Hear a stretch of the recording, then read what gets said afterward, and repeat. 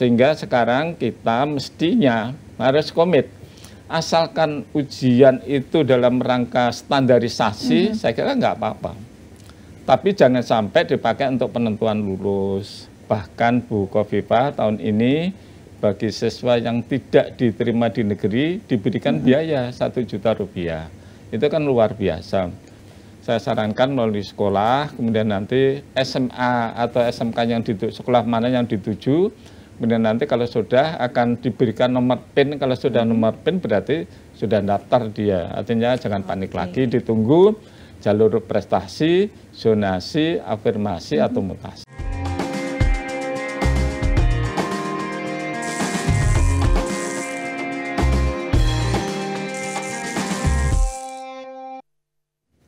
Halo dulur-dulur Jawa Timur, selamat datang nih, kembali lagi kita gabung di program Jatim Channel Podcast DPRD Provinsi Jawa Timur. Semoga kabarnya selalu sehat ya para dulur-dulur semua nih, karena kita akan selalu berbincang soal banyak hal khususnya yang dekat dengan masyarakat. Dan hari ini spesial sekali nih, tamu kita anggota Dewan dari DPRD Provinsi Jawa Timur yang terkenal dengan dedikasi beliau yang sangat luar biasa di bidang pendidikan.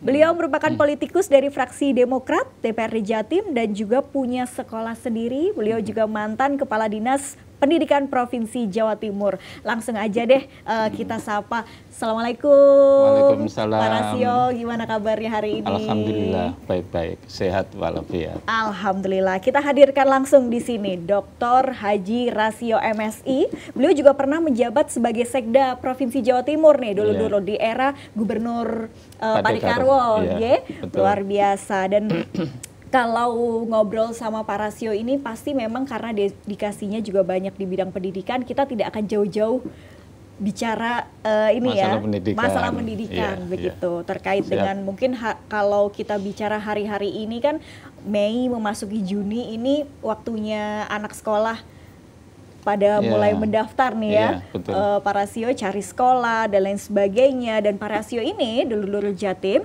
beliau duduk di Komisi E sekarang. Saat ini di Komisi E DPRD Provinsi Jawa Timur, membidangi bidang kesejahteraan rakyat, mencakup pendidikan, kesehatan, kesejahteraan sosial, kebudayaan, semua bidang yang dekat sekali dengan masyarakat. Nah, Pak Rasio hadir di sini nih untuk mungkin menjawab berbagai permasalahan atau juga pertanyaan-pertanyaan dari dulur-dulur Jawa Timur semua ya. Dan kalau Pak Rasio, sebelum cerita banyak soal pendidikan dan juga bidang Pak Rasio sendiri di Komisi E, mungkin bisa diceritakan nih Pak Rasio, dulu awal mulanya kan di bidang pendidikan fokusnya, jadi kepala dinas, kemudian sekarang menjadi politisi yang juga concernnya di bidang pendidikan. Mungkin diceritakan sedikit perjalanannya Pak Rasio. Iya, saya ini dibesarkan dari guru. Saya dulu adalah guru SMP Negeri 12 Surabaya, lama, sejak tahun 1975. Kemudian menjadi kepala sekolah di SMP Negeri Paciran, Lamongan. Paciran itu jauh Mbak, Tanjung Kodok. Dulu belum ada jalan tol, jadi kalau naik sepeda itu dari Surabaya ke Paciran kurang lebih 4 jam, itu jauh sekali. Kemudian dari kepala SMP Negeri 1 Paciran, Lamongan dipindah ke SMP 1 Cermi Gresik. Cermi itu Morodi itu ke barat. Kemudian dipindah lagi sebagai kepala sekolah di SMP 1 Gresik selama 6 tahun.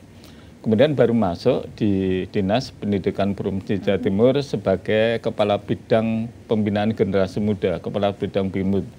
Kemudian selama 3 tahun pindah lagi sebagai kepala bidang Dikmenum, kemudian pindah lagi di situ menjadi Kormin. Kormin itu adalah koordinator administrasi, eselonnya eselon 2B.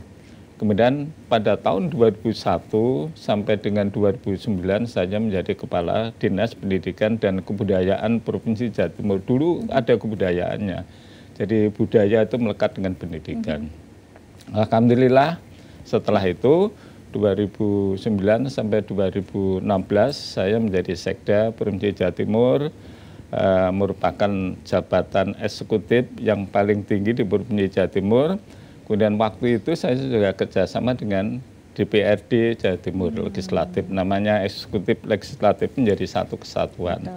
Saya juga ketua anggaran waktu itu, sehingga ya ini ada connect, ketika saya saat ini menjadi legislatif, artinya bahwa yang dilakukan oleh teman-teman UPD Dinas Jawa Timur itu ya tahu, karena saya dulu adalah sekdanya. Sekda itu yang mengkoordinir sekretariat daerah. Jadi itu sehingga memang saya ini melekat kebanyakan memang guru, jadi aslinya memang guru. Kemudian orang tua saya yang nggak ngerti kalau saya ini kuliah guru waktu itu. Waktu itu sekolahnya di guru matematika. Oh, guru matematika. Ya. Alhamdulillah sukses berkat Allah Subhanahu wa taala tentunya. Kemudian yang kedua tentu berkat doa dari orang tua. Oke, jadi luar biasa sekali perjalanan Pak Rasio sendiri. Dan yang paling penting karena sekarang duduk di legislatif, sudah pernah menjabat di eksekutif, jadi tahu betul gitu harus seperti apa. Dan ini satu hal yang ingin kita soroti juga Pak Rasio, terkait dengan perubahan sistem seleksi penerimaan siswa baru. Nah ini kan setiap tahun itu selalu ganti-ganti peraturan. Ganti-ganti peraturan. Jadi kita mengenal istilah ganti rezim, ganti kurikulum, ganti aturan penerimaan dan lain sebagainya. Kesannya begitu. Kalau di tahun 2025 ini sendiri perubahan kebijakan atau sistem penerimaan siswa baru ini seperti apa Pak Rasio? Ya, itu sebenarnya tidak berubah jauh, hanya namanya seleksi penerimaan murid baru. Kalau dulu penerimaan peserta didik baru, hanya peserta didik dengan seleksi penerimaan murid baru gitu aja. Sebenarnya sama. Kalau dulu itu jalurnya zonasi, sekarang domisili, yang lainnya tetap. Jadi yang afirmasi, kemudian yang prestasi, kemudian yang mutasi itu masih sama dengan dulu, hanya prosentasenya itu diratakan. Yang zonasi dulu, domisili itu prosentasenya diturunkan, kalau dulu 50%, sekarang itu turun menjadi 35%. Sebenarnya kalau bagi saya itu terlalu banyak variabel ini juga membingungkan wali murid. Apalagi sekarang penekanannya pendaftaran itu dilakukan oleh wali murid sendiri, online. Padahal tidak semua wali murid paham dengan IT. Makanya saya sarankan kepada semua wali murid agar koordinasi dengan wali kelas sekolah asal. Jadi kalau SMP ke SMA ya harus koordinasi dengan kepala sekolah di SMP atau paling tidak wali kelas, karena yang tahu kondisi siswa itu ya wali kelas. Wali kelas yang mendaftar secara online, kemudian nanti kalau sudah nomor PIN, kalau sudah didaftar secara online oleh wali muridnya, sekolah yang dituju di mana? Nah, sekolah yang dituju katakan mohon maaf ya di SMA 5 Surabaya. Nah itu baru oleh Dinas Pendidikan Provinsi Jawa Timur akan diseleksi jalur domisilika yang dipilih itu apa, dan tahapan pendaftarannya itu sudah diatur ketentuan oleh Dinas Pendidikan Jawa Timur. Yang tentu saya mohonkan kepada Kepala Dinas Pendidikan, karena kemarin sudah kita adakan rapat, kita panggil ya agar sosialisasi, karena sosialisasi itu penting diketahui oleh masyarakat luas. Jangan sampai nanti pada saat pendaftaran, pada waktu pendaftaran saat ini sudah dilaksanakan. Dan wali murid harus melakukan sesuatu, kalau tidak terlambat. Nanti dikira, wah saya nggak daftar, nggak ngerti, jangan sampai gitu. Akhirnya masalah itu menjadi banyak, gitu ya. Makanya ini tugas dari Dinas Pendidikan Jawa Timur untuk melakukan sosialisasi kepada kabupaten kota. Dinas Pendidikan Jawa Timur itu struktur organisasinya kan ada kepala cabang. Di masing-masing kabupaten ada kepala cabang Dinas Pendidikan kabupaten kota. Kemudian yang menentukan penentuan rayon, kemudian domisili itu nanti juga dibagi oleh teman-teman Diknas kabupaten kota. Sehingga inilah yang perlu saya sampaikan kepada teman-teman yang menangani pendidikan, harus disosialisasikan. Sama halnya dengan SD ke SMP, artinya tanggung jawab itu ada pada Kepala Dinas Pendidikan Kabupaten Kota. Kalau SMP ke SMA, tanggung jawab pada Kepala Dinas Pendidikan Provinsi Jawa Timur. Provinsi Jawa Timur itu punya cabang Dinas Pendidikan Kabupaten Kota. Karena yang dilayani banyak. Sehingga kalau sosialisasi ini tidak dilakukan, saya kira juga sulit. Dan kenyataannya sampai saat ini saya kan sering turun ke daerah-daerah namanya dewan ya. Dewan itu kan harus mendengar aspirasi dari masyarakat. Apalagi saya di Dapil Surabaya, kemudian mencermati apa sih keluh kesah dari wali murid dalam rangka melaksanakan SPMB. Ternyata banyak masalah juga. Jadi dia belum paham betul apa sih domisili, kemudian istilahnya rayonisasi dan lain sebagainya. Makanya teman-teman Dinas Pendidikan harus peka terhadap situasi dan kondisi yang ada saat ini. Jangan sampai ada permasalahan, masalah pasti ada. Karena apa? Sebenarnya masalah itu ya terjadi karena kurang mengertinya wali murid. Wali murid itu ingin mendaftar di sekolah negeri, sekolah swasta nggak mau. Padahal negeri dan swasta itu sama saja. Yang membedakan kualitas anak itu ya anaknya itu sendiri. Betul. Jadi saya dulu mohon maaf ya sekolah nggak ada di negeri, saya di swasta. Artinya ya biasa-biasa sekolah swasta toh bisa juga menjadi kepala dinas pendidikan. Jadi artinya bukan lembaganya gitu.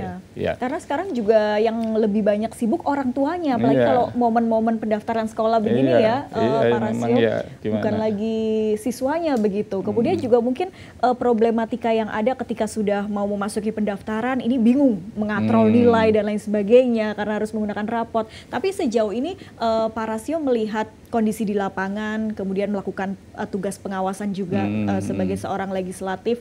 Kemudian problem yang sebetulnya ini tidak berubah dari mungkin dari setiap tahun, masih sama ya Pak Rasio? Sama dengan yang lalu sama, hanya istilah zonasi domisili, hanya persentasenya itu. Jadi kalau saya baca di dalam ketentuan peraturannya untuk Jawa Timur, jalur prestasinya itu 25%. Terus jalur domisilinya 50% yang dulu sekarang menjadi 35% dikurangi gitu ya. Kemudian afirmasi dari keluarga tidak mampu, keluarga disabilitas itu dari 15 dinaikkan menjadi 30. Kemudian jalur mutasi orang tua 5%, jalur prestasi akhir lomba 5%. Jadi kalau dijumlah 25% ditambah 35%, 60 ditambah 30, 90, tambah 5, 100. Jadi kalau nanti pendaftar lembaga ini menerima 100 siswa, itu kondisinya harus seperti itu. Yang diterima melalui prestasi akademik 25 siswa. Prestasi itu apa? Prestasi itu dasarnya dari nilai rapot. Kemudian nilai rapot semester 1 sampai 5, kemudian di ranking, kemudian ditambah dengan nilai lembaga akreditasi. Karena apa? Kalau hanya nilai rapot itu tentu orang begini ya Mbak Salkia, Mbak Silkania. Nilai rapot misalkan di lembaga tertentu 9. Biasanya mohon maaf yang sekolah pengelolaan pembelajarannya nggak bagus, malah nilainya tinggi. Tapi sekolah yang tertib yang itu nilai 7 itu sudah luar biasa. Kalau hanya dasarnya dan nilai itu juga nggak adil. Makanya ditambah lagi dengan nilai prestasi, nilai lembaga itu akreditasi sekolah. Akreditasi sekolah itu yang menilai siapa? Yang menilai adalah lembaga akreditasi. Jadi nilai misalkan sekolah tertentu, misalkan mohon maaf ya, SMP Muhammadiyah dengan SMP misalkan swasta tentu beda ini. Kalau Muhammadiyah itu akreditasi sekolahnya bagus A, mungkin yang lembaga ini adalah bukan A, B misalkan. Nah itu dinilai oleh pedoman ini sehingga itulah yang dimaksudkan prestasi. Jadi soalnya kalau sama-sama nilai 9 di lembaga A dengan 9 di lembaga B beda. Tapi kalau sudah dilihat nilai sekolah, akreditasi sekolah itu beda. Nah, itu dia, itu juga jadi problem ya Pak. Nah, ini harus dipahami oleh wali murid. Jangan sampai wali murid itu, wah, rapot saya, anak saya 9 ada 8 dibanding ini kok nggak diterima. Makanya sebenarnya ya banyak masalah karena ketidaksepahaman, ketidakpemahaman dari wali murid di dalam memahami kebijakan itu. Makanya satu-satunya cara ya sosialisasi. kepada wali murid. Sekarang kan bisa online, bisa lewat TV, lewat JTP, saya kira bisa melalui acara-acara itu sehingga di setting yang menarik, kemudian menarik wali murid untuk melihat itu, oh itu yang dimaksud. Gitu. Betul.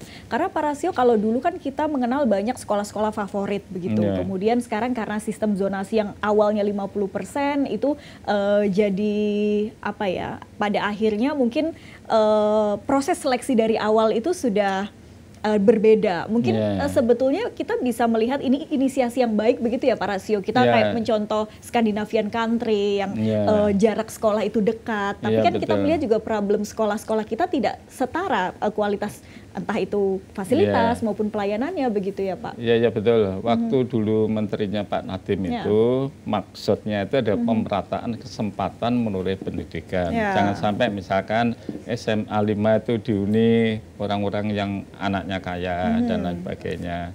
Nah sekarang itu diratakan begitu, ada pemerataan kesempatan memulai pendidikan bagi semua warga negara. Siapapun bisa sekolah di SMA 5, tapi itu menggunakan zonasi yang dulu, sekarang domisili. Sebenarnya Mbak Saskia ya, itu harus dilakukan dengan misalkan pemetaan lembaga. Jadi kalau kita mau mengarah ke domisili, ya harus konsekuen, artinya penataan lembaganya itu dipetakan dengan baik. Berapa sih sebenarnya lulusan SMP negeri swasta, katakan Surabaya, itu bisa dipersempit, Surabaya sendiri suruh ngitung, Mojokerto suruh ngitung, Madiun suruh ngitung gitu ya. Kemudian lembaga SMA negeri swasta di kota, di kabupaten kota tersebut berapa? Nah kira-kira ini bisa ditampung atau enggak? Kenyataan yang ada memang jumlah lulusan SMP negeri swasta di Jawa Timur dengan jumlah lembaga SMA swasta negeri swasta di Jawa Timur enggak imbang. Yang diterima hanya kurang lebih kalau negeri hanya 38, kalau sekolah di negeri 38, kalau di swasta ya lebih banyak tapi masih enggak sampai 100%. Itu artinya apa? Lulusannya itu tidak semua bisa ditampung itu dia. Di sekolah negeri. Nah, gimana solusinya? Nah, sekarang ya pemerintah daerah, misalkan di Surabaya. Surabaya itu pemerataan kesempatan sekolahnya juga nggak sama. Di daerah Tandes, misalkan kurang SMA. Di daerah sebelah selatan ini kurang SMP. Nah, itu dipetakan. Yang tahu pasti ya kepala dinas pendidikannya. Punya tanggung jawab untuk menghitung itu, memetakan. Kemudian katakan kalau SMP ke SMA atau SMK kurang lembaganya, ya mari kita bersama duduk, karena SMA, SMK itu tanggung jawab provinsi, ya bicara dengan provinsi. Nanti saya akan menjembatani dengan misalkan DPRD Kota Surabaya, dengan provinsi, Komisi E, saat temukan, ya, coba kita hitung bersama. Itu adalah salah satu solusi dalam rangka mengatasi itu. Soalnya kalau nggak begitu terus masalah terus. Itu yang pertama. Yang kedua, di dalam penerimaan murid baru itu, zaman saya dulu menjadi kepala dinas itu nggak seperti ini dan tidak ada suara. Karena apa? Variabelnya tuh satu, Mbak, nilai. Ya nilai itu ya sudah, nilai itu karena diuji nasional menggunakan apa itu standarisasi soal yang sudah di standar nasional, sama dengan kalau kita daftar Akabri ya Mbak. Akabri itu ada standar. Kalau nggak memenuhi standar ini nggak lulus. Dan wali murid atau orang yang mendaftar itu sudah menyadari. Dulu begitu. Saya waktu itu ujian nasional, ada standar nasional, kemudian diuji, ya ujian, tapi akhirnya setelah diuji, kemudian nilainya muncul, ya, nilai muncul. Saya kira kalau nilainya bagus, ya bisa saja sekolah di sekolah-sekolah yang lembaga baik. Nah, itu yang dihindari oleh menteri yang dulu Pak Nadiem. Oh, sekolah ini kok diunir yang pintar. Padahal yang pintar itu tidak hanya dari anak-anak orang kaya. Orang nggak mampu pun kalau nilainya bagus ya diterima di SMA 5. Itu adil. Dari segi keadilannya ada di situ. Kalau sekarang ini kan, mohon maaf ya, zonasi domisili. Domisili itu kadang-kadang, mohon maaf ya Mbak, yang dekat tidak diterima, malah yang jauh diterima. Padahal yang jauh diterima itu menggunakan jalur prestasi. Wali murid nggak ngerti prestasi. Ya, tahu-tahu loh itu kok diterima, akhirnya komplain. Dan pasti banyak masalah. Seperti tahun yang akan datang ini, pasti banyak masalah karena variabelnya itu banyak. Betul. Kalau dulu sudah nilai diuji, nilainya 9, mau daftar di lembaga manapun bisa, SMA 5 ya bisa. Kalau nggak diterima di SMA 5 bisa daftar di SMA misalkan 16 dan lain sebagainya. Adil, dari segi keadilan itu ada di situ. Baik, tapi Pak Rasio tadi juga sempat menyinggung soal UN begitu ya. Ini kan ada wacana mau dihidupkan kembali UN. Tapi kalau Pak Rasio sendiri melihat kondisi pendidikan kita, pernah menjadi kepala dinas juga, seorang guru juga, idealnya gimana sih Pak? Atau memang harus dihidupkan kembali nih UN ini? Jadi bukan dihidupkan atau tidak dihidupkan, tetapi standarisasi itu penting. Ya, kalau orang nggak ada standarisasi gimana Mbak? Misalkan pegawai negeri lolos ya harus ujian, ada diuji di situ, materinya standar nasional. Paling tidak nanti ya standar provinsi. Karena yang saya ketahui di Yogyakarta itu menggunakan ujian.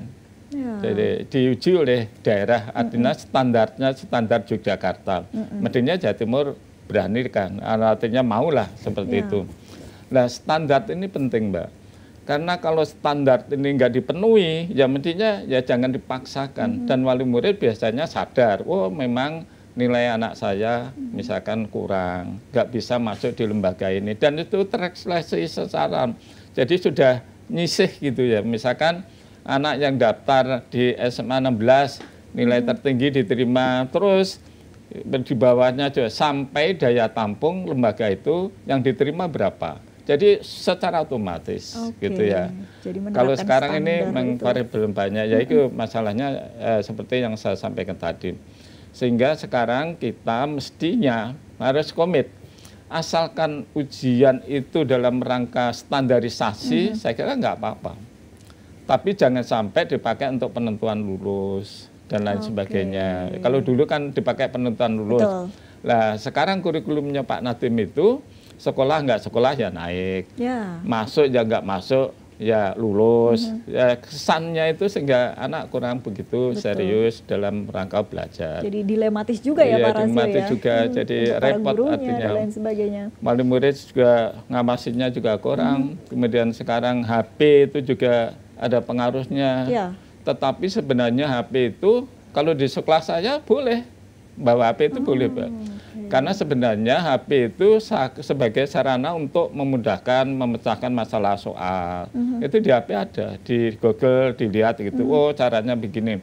Artinya HP digunakan untuk proses belajar mengajar, sehingga kalau dilarang malah anak malah gimana ya, anak malah bawa HP singit-singitan gitu.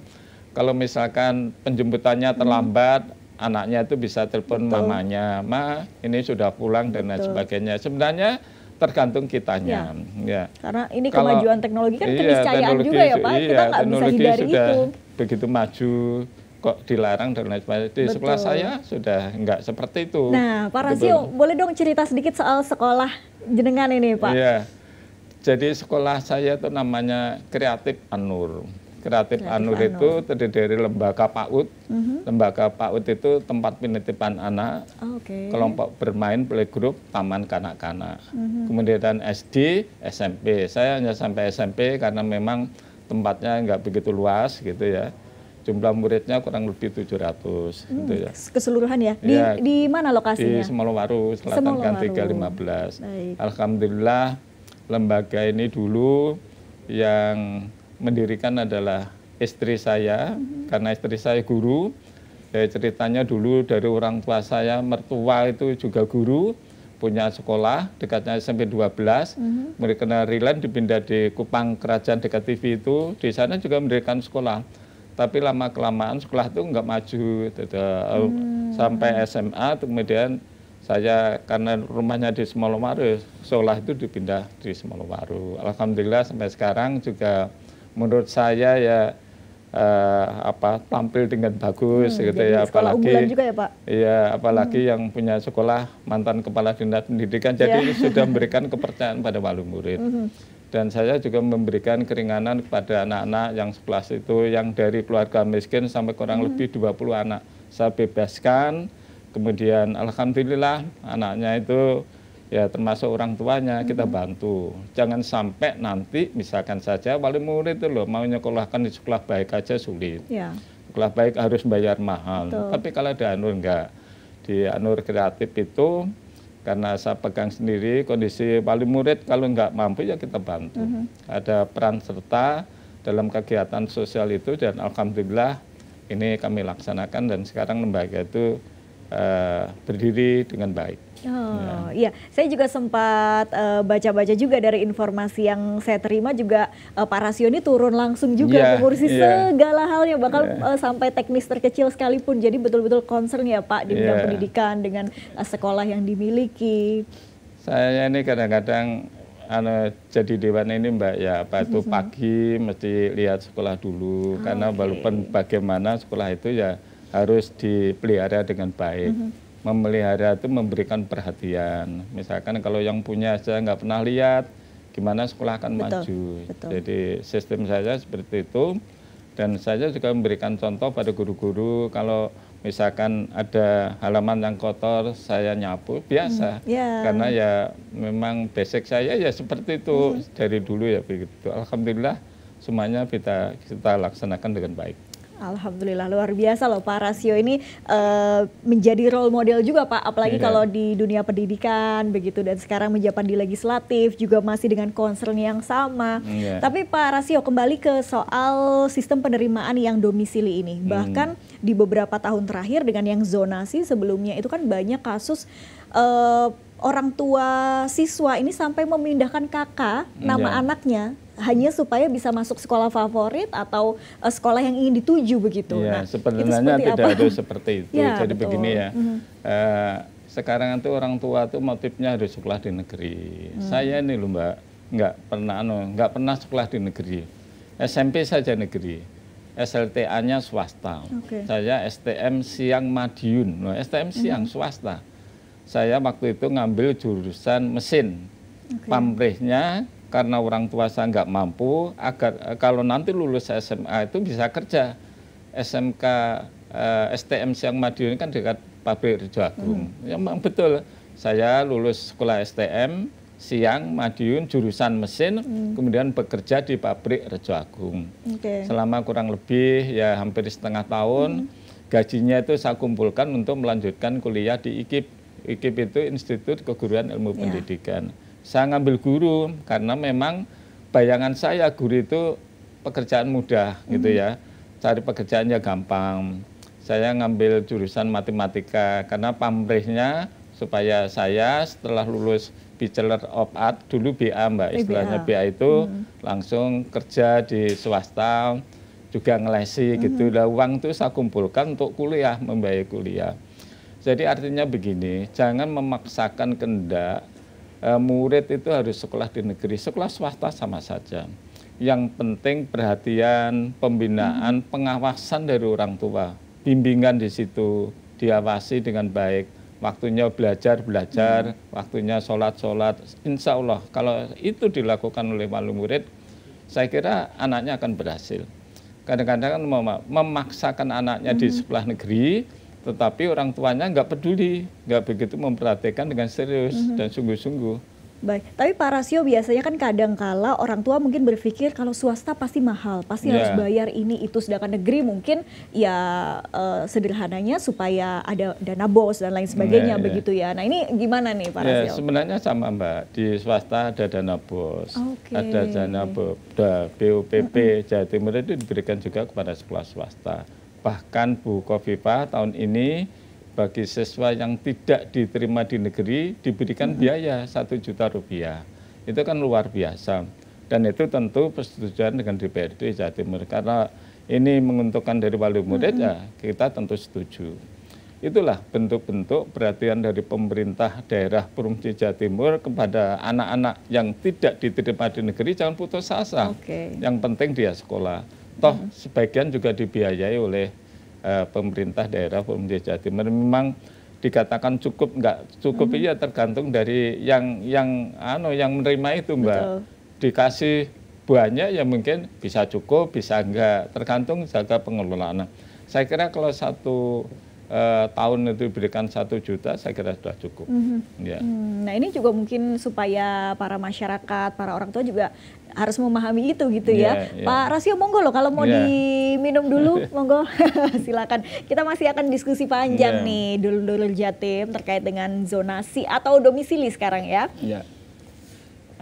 Pak Rasio tadi sempat menyinggung sekolahnya di Madiun. Ini kan sama kayak Pak Dekarwo ya? Iya, atau jangan satu sekolah? Pak Dekarwo di Kebonsari. Pak Dekarwo itu sekolahnya juga swasta, SMA swasta, Cokroaminoto. Ya. Beliaunya juga bisa menjadi gubernur. Artinya kan bukan orangnya, bukan sekolahnya. Betul. Jadi yang penting itu ya kualitas orang itu sendiri. Bukan berarti kalau di SMA 5 itu mesti jadi presiden ya nggak tentu juga. Betul. Nah ini juga mungkin para orang tua, jadi karena sekarang ini momen-momen menjelang pendaftaran, perlu diperhatikan juga sosialisasi yang tadi diberikan, berapa prosentase untuk masuk ke sekolah negeri, tapi juga jangan khawatir ketika misalnya tidak perlu memaksakan, karena sekolah swasta pun kita juga banyak kualitasnya bagus-bagus ya Pak Rasio ya di Jawa Timur ya. Nanti kalau nggak sekolah di Anur ya bisa. Oh iya betul. Ini sampai tingkatan SMP juga ada ya. SMP ada. Pak Rasio juga bagus, sekolahnya bagus, ada kolam renang, ada lapangan basket. Saya kira layak juga. Saya kapan-kapan lihat langsung silakan, ya silakan Pak nanti, Rasio ya. Mbak Luar biasa Silkiana, Mbak fasilitas lengkap. Silkiana nanti ke sana. Ya.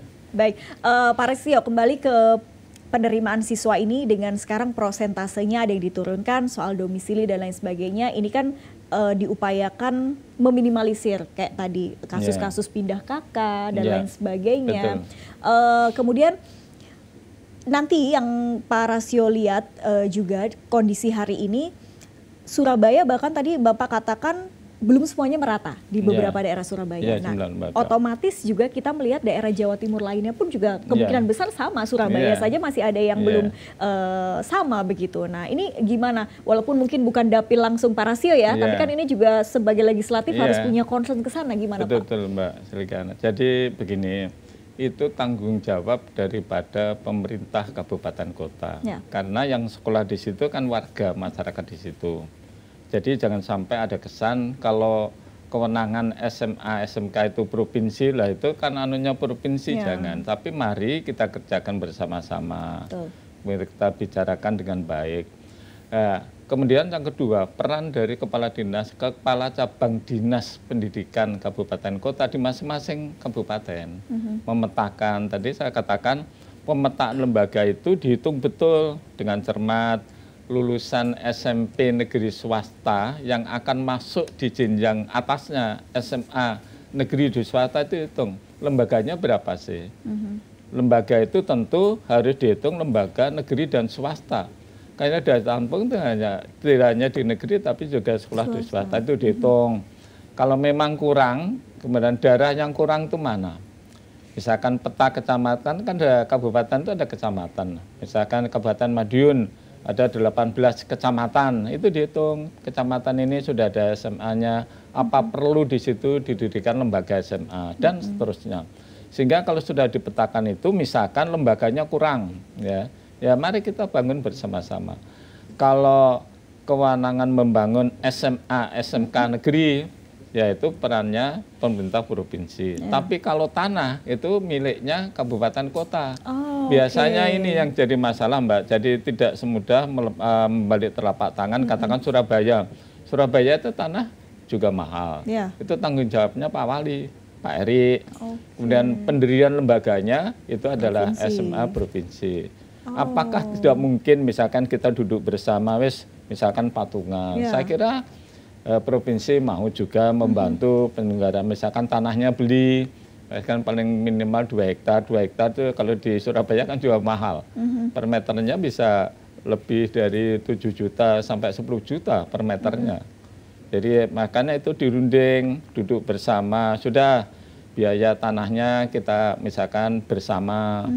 Kemudian nanti pengelolaan lembaganya SMA, SMK. Itulah bentuk peran serta dari pemerintah daerah dalam rangka mengatasi masalah ini. Kalau nggak begitu sulit, Mbak. Iya, betul. Kalau daerah tuh kekeng misalkan mempertahankan pula tanahku ya kudu sakmene kan juga sulit juga. Pak Rasio kan juga pernah mengusulkan ya Pak penambahan jumlah SMA khususnya ini kan juga masih kurang. Daerah mana yang Bapak lihat paling urgent nih kita butuh penambahan? Surabaya aja ada yang Surabaya kurang. Ya, apalagi daerah-daerah lain. Biasanya di kota-kota besar, Mbak. Kemudian waktu dulu pendirian lembaga itu dipusatkan di ibu kota. Misalkan Surabaya jadi komplek. Karena apa? Waktu itu kan jalan menuju komplek gampang. Kendaraan, bemo lainnya di situ gampang. Jadi belum ada pemetaan zonasi atau domisili waktu itu. Nah, zaman sekian tahun yang lalu. Nah, sekarang setelah kabupaten kota berkembang itu kan bisa dipetakan, dilihat di kecamatannya. Kemudian kalau dulu misalkan kawedanannya dan di atasnya lagi adalah kabupaten kota. Saya kira itu lebih rinci yang melakukan itu ya kabupaten kota. Nanti biayanya dibicarakan bersama berdasarkan kewenangan yang ada. Kalau SMA-nya provinsi ya provinsi ikut di situ. Jadi memang ya sinergi ini dibutuhkan.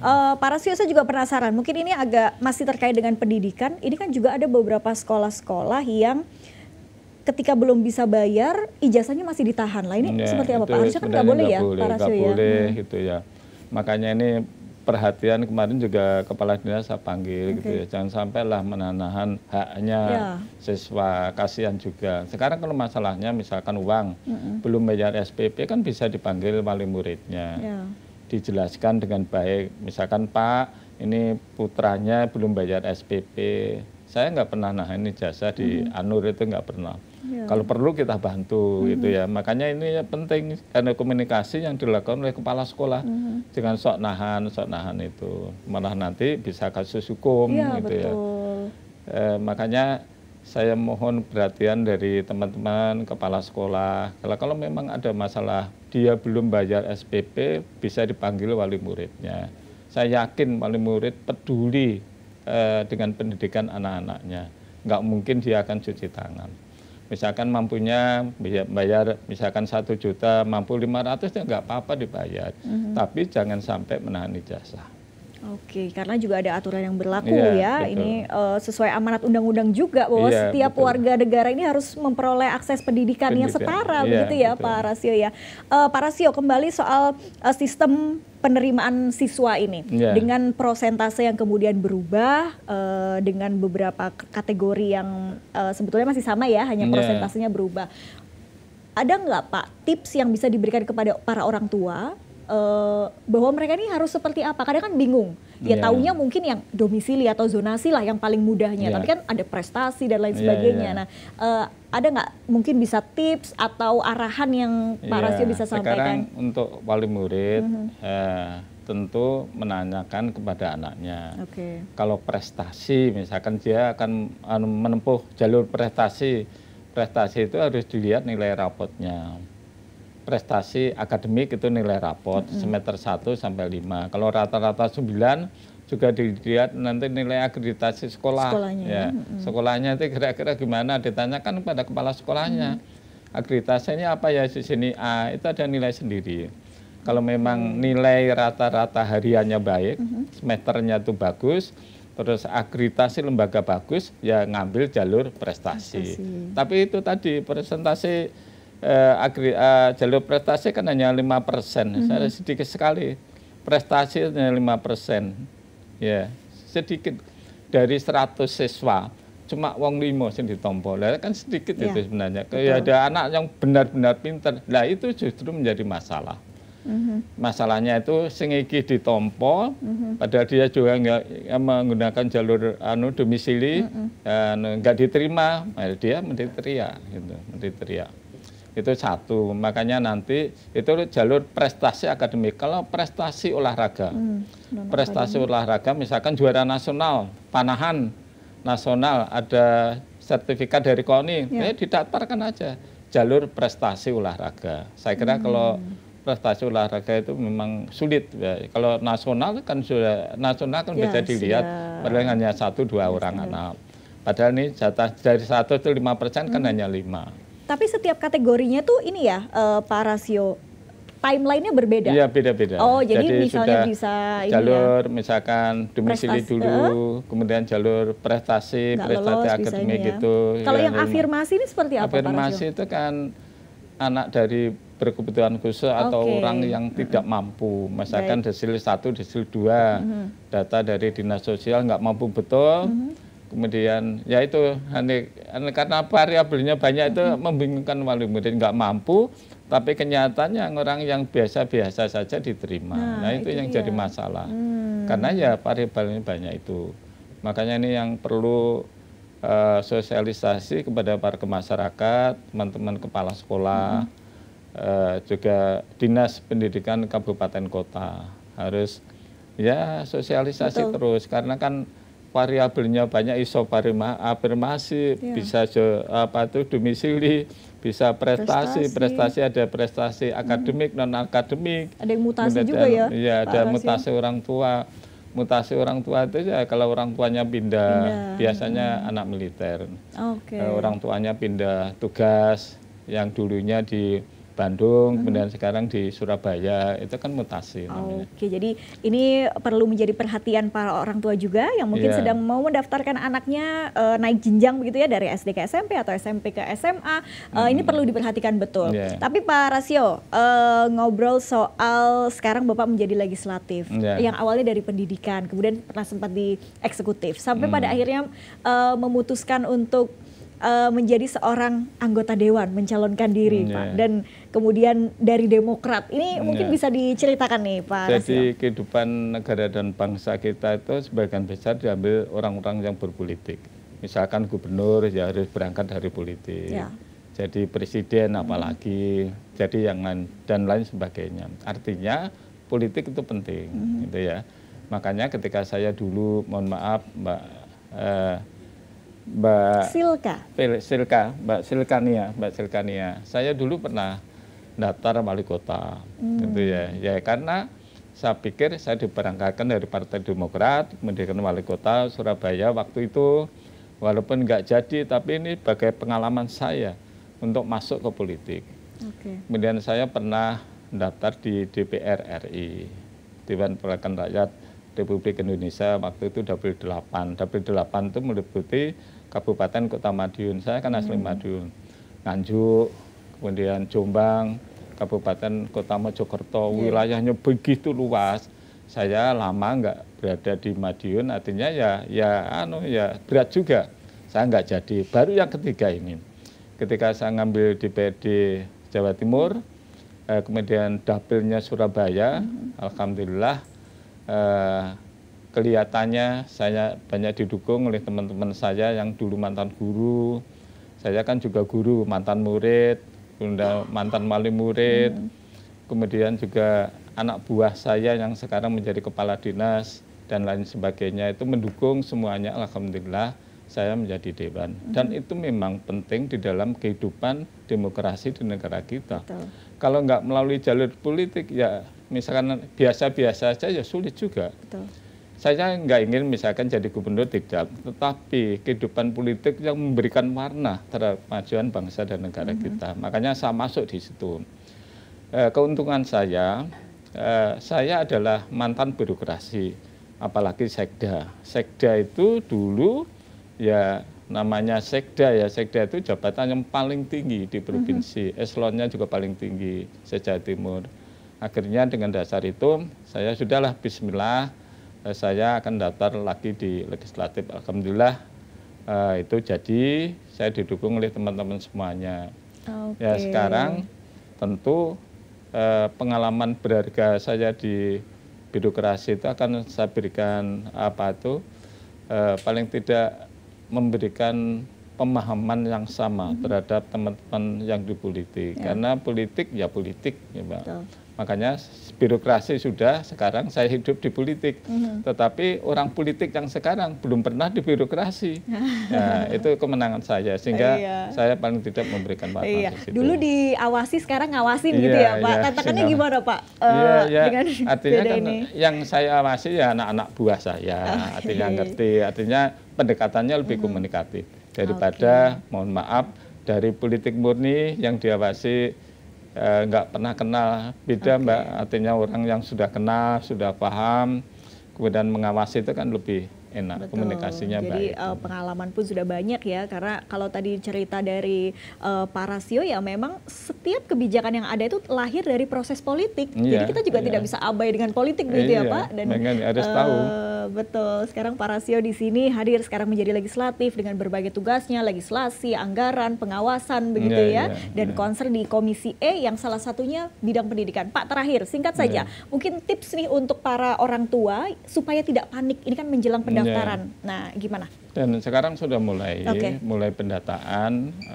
Saya mohon dengan sangat wali murid harus koordinasi dengan sekolah lembaga di mana anaknya berada. Utamanya hubungan dengan wali kelas. Kemudian nanti gimana cara daftar itu tanya. Karena yang daftar itu lembaga sekolah. Jadi bukan bisa wali murid, bisa sekolah. Saya sarankan melalui sekolah, kemudian nanti SMA atau SMK yang sekolah mana yang dituju, kemudian nanti kalau sudah akan diberikan nomor PIN, kalau sudah nomor PIN berarti sudah daftar dia. Artinya jangan panik lagi, ditunggu jalur prestasi, zonasi, afirmasi atau mutasi.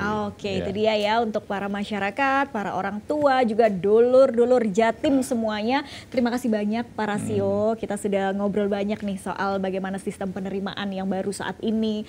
Dan jangan lupa untuk dulur Jatim semuanya, pantengin terus nih channel kami di YouTube JTV ya. Dan tentu saja dengan Jatim Channel DPRD Provinsi Jawa Timur. Sampai jumpa.